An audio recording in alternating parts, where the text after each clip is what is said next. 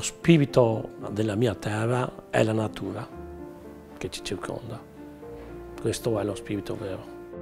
Ci sono certi giorni che alle volte mi fermo e vedi sempre qualcosa di nuovo e qualche angolo, qualche anche colore che emozionano ancora.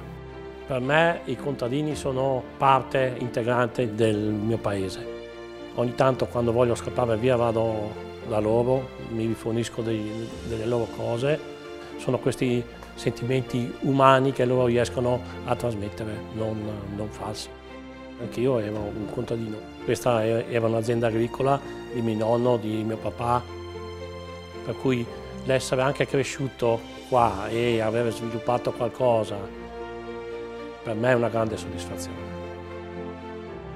Questo è un edificio del 600. La stanza degli specchi era dove c'erano il mulo e i maiali, le galline nell'altra stanza.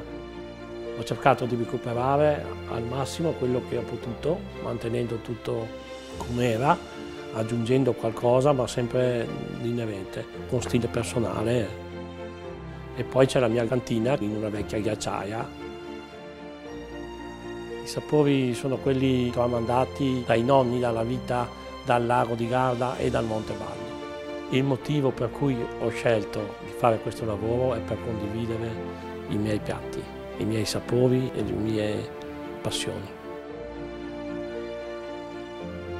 E anche per questo ho scelto di condividere una mia passione, che è quella per il vino, creando un bianco, un rosso e uno spumante. Quando ci sono giornate come oggi sono uniche e ti trasmettono una forza d'animo indescrivibile.